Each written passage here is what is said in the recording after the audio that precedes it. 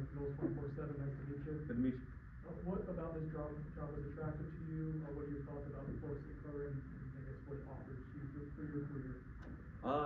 You know, I grew up in South Florida, and quite honestly, my family is a Florida State family. I had a cousin that played safety here, and I don't know if there are like bigger Florida State fans in the world. My aunt, it was her birthday this summer, and I called her and I said, "Hey, aunt," her name's Catherine, Auntie Cat, and I said, "Happy birthday, I want to come see you." She's like, "Yeah, come on, baby, I'd love to see you. Just get here before the game starts." And the game is the Florida State game, whatever game it is. So it's just always been a place for me that's been intriguing, and when the opportunity presented itself, I was all in. I had another question someone asked too. Yeah. But who was your cousin that played safety? Shevin Smith. He has so he has a older brother named Al, and a younger brother named, we call him Pumpkin, and they will not let me forget about Florida State and Osceola, Rainy Gal, everything. So it's been that way my whole life. So. And I want to ask you, you and Coach Knighton obviously go back to your playing days. Yeah. What was your relationship back then, and how cool is it to be working with him 20 years later? I mean, our relationship, has grown, but we've always been kind of tight. He was my roommate, and we kind of navigated college life together, and then we actually first started working together in Carolina for the Panthers, and then Nebraska, and then now here again. So it's always good to have some familiarity and a friend. It's good here. Peter here, Hi, Coach. Peter Harlan, talented Democrat, also South Florida guy. Yes, sir. I'm Mike Norvell making the coaching changes and being your Florida guy, and also adding Surtain and adding Coach Harris as well. How much he's really emphasizing of getting more Florida guys and getting the chance to recruit more Florida guys to come here. Yeah, getting to know Coach Norvell, he's more of find the right guys, find the right fit that mix with the talent. Good guys for the locker room, and South Florida guys in general, they love football. So I believe if you love football and you're a pretty good person, Coach Norvell will be interested. So to put an emphasis on the entire country puts an emphasis on Florida recruiting in general. So it's just good to have that as our backyard. Can you break down the different safety roles in the defense? I don't know what the names will be necessarily, but and then what you're looking for skill set wise for each one. I could be here all day. Okay. I could not that I have this overwhelming knowledge of it. I have some knowledge of it, but it's pretty technical. But mostly, the guys have, we always want guys that can run, that can see, play well in space, track the football. Tough guys, guys with deep zone experience. Some guys that have to play man at some point. We're pretty versatile, multiple in the back. So we got to have some guys that can actually play in space. I would say probably the most important thing. Apologize, I'm supposed to introduce myself. My name's Ira Schofel, thewarchant.com. Yeah, don't worry about it, man. Don't worry about it. I forget a lot of stuff too. It's all good. What was it about Coach White that you liked working with him and were attracted to working with him again? I mean, have you all met Coach White? Mm-hmm. Okay, so Coach White, a lot like Coach Norvell, very enthusiastic, very much even keeled, same guy every day. I like that. I like to know what I'm getting into.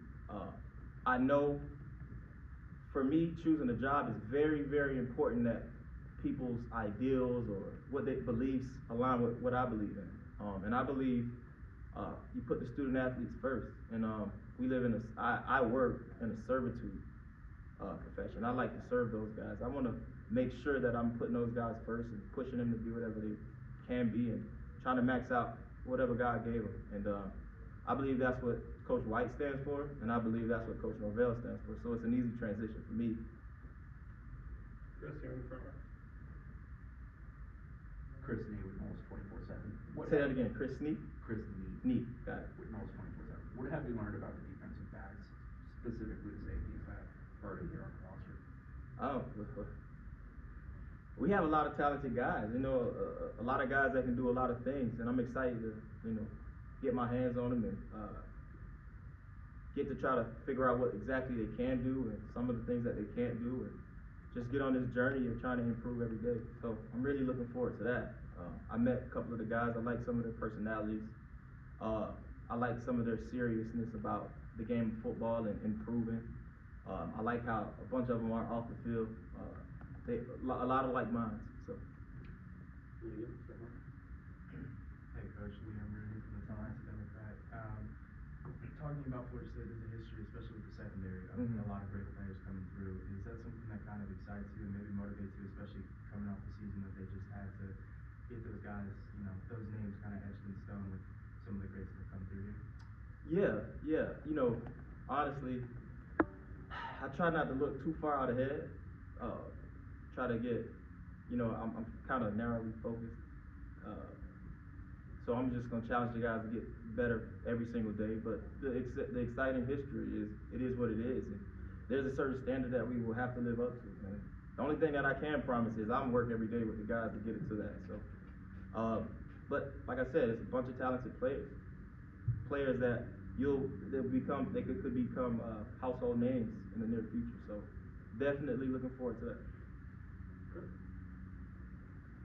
Hey, Coach, Kurt Weiler with the Osceola. Yeah. You talked a little about Coach Surtain. I guess what relationship as another South Florida guy, if any, did you have with him? And I guess what y'all talked about the combination of working together in the secondary. Yeah. Am I doing well with my hands? My hands good? I think I'm gonna switch it. I'll go with hands. I mean, Coach is a legend, man. I used to watch Coach when he was with the Dolphins, and then I had the privilege to evaluate his son when I was the coach for the Carolina Panthers, and like that guy's one of the best too. So he brings a wealth of knowledge. One of the coolest guys I've met, and I've known him. Like I don't know if we know each other, but I've known of him, and I've recruited his school a bunch. I'm really looking forward to picking his brain about the things that he's known. You know, his experience, you can't duplicate that. So just try to take what I can from him and add it to the group. And I'm looking forward. I'm excited about working with him. second row, Corey. You mentioned Shevin. I don't know how familiar. I assume you're very familiar with his story, but I'm pretty sure he was a walk-on. He was here, and then ended up being a starter and a star and a draft pick. Mm-hmm. Is that any way? I know that was look at 30 years ago now. Yeah. But is there any way to like use him as an example to some of these guys that haven't really achieved much in college, but they can be really good and they can be draft picks if they just keep improving? Can you use him as an example? Yeah, I mean, anytime somebody's had success, you know, I'm notorious for grabbing something from Kobe Bryant or some clip from the CEO from Google, I'm not sure, whatever. Those successful guys, I honestly don't think there's very much mystery behind being great. I think it's pretty black and white. I think it's 2 or 3 things that every successful person that I've been around, they share in common. And, you know, he actually played defensive end at Miami Southbridge as a senior, and for him to make that transition and turn it into something. He also graduated with an economics degree, so it was not, you know, there's no secret, just hard work, dedication, and almost an obsessive part to your craft. You know, that's the guys that I've been around. Like I said, like Stephon Gilmore, like he's exactly what you think he is off the field and in the meeting rooms and that kind of stuff. Christian McCaffrey and our very own Brian Burns, like those guys, they're great for a reason. You developed a reputation for, you know, recruiting, but also evaluating talent. And what you guys did at Baylor obviously spoke for itself. What are some of the things you look for as you're looking at prospects now, whether from the portal or high school? What kind of reputation did I develop? A good one one or a bad one? Good one. Okay, good. Well, you know, without getting too technical, I like to find the guys that we like to say like they were hit with a stick. Like I can coach them. I don't know if I can make them faster. You know, we could build some muscle and some strength in the weight room, but I don't know if I can make them taller. It's just certain things that, you know, I can't provide for them. There are things that coaches can provide and make sure that they grow at, but the guys that could do things that other guys can't, I like to look at those guys. You know, some of those guys are not finished products, but I'm not really afraid of that challenge. Like I take it personal, if you will, not in a negative sense. Just I take extreme ownership over developing players. So if guys can run and they're long and they got good hips and good ankles, and you know, the sky's kind of the limit, in my opinion. Following up on that, you've been able to do evaluation both at the college level and then in the NFL as well. I guess any big differences in those two aspects? How can the experience in the NFL help you go in college now? Yeah, when I first got back to college from the NFL, I had to make the quick, let's say, adjustment.